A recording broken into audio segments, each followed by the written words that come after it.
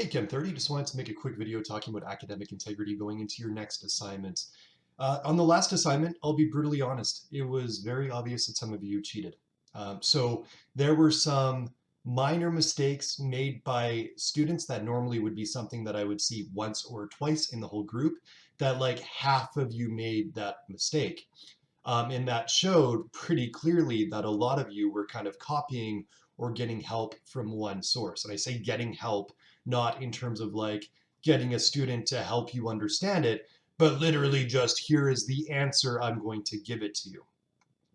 So let me talk a little bit about this. I mean, here's the thing. Right now, with the structure of how things are, with you being at home, right? Is it easy for you to get away with not doing the work and not understanding Chem 30? Yeah, it's easy. It's really hard for me to catch you at not learning the material and cheating. Now, let me talk about the prize that you win by doing that. By not understanding the work, congratulations, you probably get a passing grade in Chem 30 without actually knowing any of the course. So you've actually just bypassed all of the learning that you could have done, put no value on that, and decided instead that you care about a mark in a semester where marks are really not nearly as important as normal. Okay, when you look at post-secondary institutions and stuff, they're not going to be looking at marks the same way as they would for a normal semester, simply because the format is so strange and having uniformity without the diploma is incredibly difficult. The whole purpose of this is for you to gain understanding of Chemistry 30. And if you come out of it with no understanding, like, congratulations, you passed the course, but you know nothing, which is what I think a lot of you are doing, the road you're going down, which is just kind of sad because you're giving up an opportunity for learning that you could be taking to learn chemistry, to learn something new, to have some understanding, to be less ignorant. And instead, you're taking the easy route. I want to talk a little bit about the integrity aspect of this as well. Whenever you copy from someone else, you actually are giving up a little bit of your integrity of who you are, right? You're putting your name on something and then you're handing it in when it's not your work. That is a representation of you when you hand something in, right? It's your product, it's a piece of you. And whenever you basically cheat on something, you are trading in some of your integrity for essentially a mark in Chemistry 30. And I mean, you can make your own judgment. I don't think it's worth your integrity, my opinion. In university, which is a lot of, for a lot of you, it's going to be the next step. That kind of action, you copying from someone else, right? Or being the person that's copied off of, if you're a willing participant, does not just mean that you get a 0 on the assignment. It actually can mean that you end up getting thrown out of university, right? That you uh, basically flunk out. You're no longer a part of that university. They take academic misconduct incredibly seriously, and that's everyone involved. It doesn't matter how good your grades are. Okay, if you are somebody that either cheated off of someone else or provided the work, okay, for somebody else to copy, and they catch you at that, which happens quite often, then you're out. That's the end of it.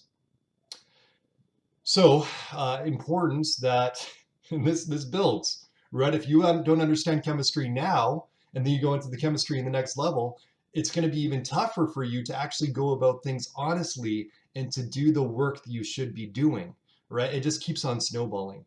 Now, if you are somebody that's giving someone else answers, you are taking away their chance to learn the material. And you're also taking away my chance to evaluate what they actually know, right? So if you look at this strictly from a moral perspective, right, the idea of are you doing the most good you can for other people? You're not when you do that. It might seem like you're being a nice person. I get it, right? You're kind of being the nice guy or gal giving work to somebody else when they're in a time of need, but you're not doing the thing that causes the most well-being for everyone, right? For them, they get out of learning the material, right? So you're actually like enabling their issue. Okay, and then for me, I can't actually get a good assessment of what they know. So you're causing issues for me as well. So it literally is just kind of the action that you are doing something to be liked, but not to be good to that person. Okay, so maybe think about that a little bit too in terms of morally what this means when you provide answers to somebody else. Now, the last thing, and probably the most scary for a lot of you, is the end of the year. I don't know how it's going to look exactly in terms of a final assessment. And I say final kind of in quotation marks, right? It's not going to be a final exam. We can't give an exam, but there's been talk about a format like I get into a one-on-one Zoom session with you and I ask you some questions and you have to on the spot, okay, explain to me the answers to those questions. And it will be different questions for every person. So it's not going to be, oh, I can talk to this person who took it right off the bat and they're really smart. And then I know exactly what questions are going to be asked. I'm going to mix it up. Okay. It could be all over the place. Now, I'm not saying that's the format that's going to happen, but that is one discussion of what the final evaluation could look like for us to check to see where your knowledge is at. So maybe think about that as well, that you really do need to have some true understanding going into the end so that you know what's going on. So when it comes to that final assessment, when it comes to the end, you know what you're doing. Okay. Otherwise, man, that would be terrifying in the last few days trying to learn the whole course from scratch. Ooh, that would be rough. Okay, so anyways, at the end of the day, I just am hoping that some of you will be a little bit more honest with future assignments than I feel like you were with the first one. Please, please in life, stop taking the easy road out. Okay, it's not a good way to live. All right, I'll end it there. That's my rant. I miss those. I can't do it in class anymore, so there was my chance. There's the video. All right, have a good rest of your day.